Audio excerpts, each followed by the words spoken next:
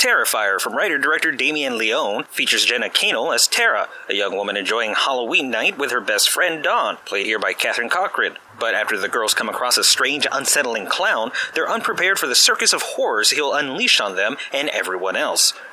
It's night 2 of 31 Nights of Horror 2019. I'm Cinematico Magnifico, and welcome to the Nightly Chill. I liked it. Part of me feels like I shouldn't, but I do. Low-budget horror is hard work. You can only do so much when creativity is restricted by a small budget. A lot of compromises have to be made. It's why you see the same story all the time. It's why you see the same recycled gimmicks.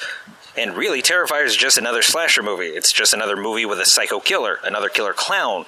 That shit's old. It's done. It's tired. I've seen it. It's also why everything else is usually so bad. They rent the cheapest cameras and set it on a tripod, just point and shoot like they're taking fucking pictures at Disneyland instead of making a movie.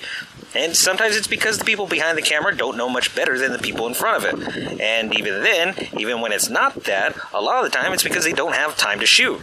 Equipment rentals are expensive, actors are expensive, people have day jobs, night jobs. And sometimes a bad movie is just a bad movie. Good idea, poor execution, or maybe it was a bad, unoriginal, uninspired idea from the start. But Terrifier ain't that. It's not great, but it's pretty good. You can tell a lot of love went into this movie.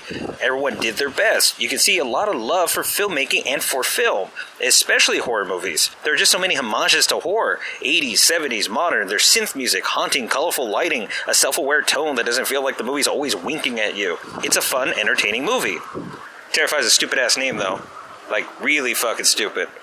But you can see the inexperience all over this movie, because it looks and sounds good. It moves at a good pace, but then a lot of shots just drag on. And then some are so short you can't tell what's going on.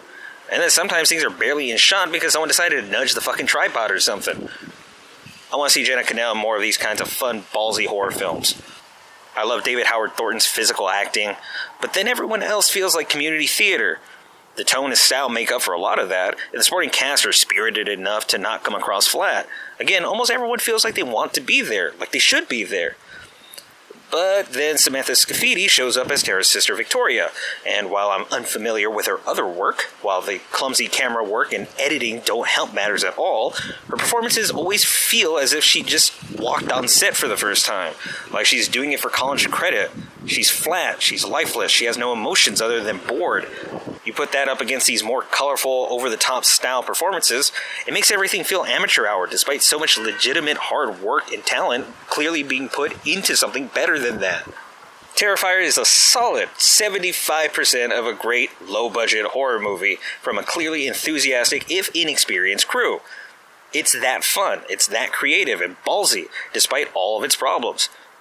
But that other 25%, that inexperienced, that uninterested performance, definitely lets you know it's there.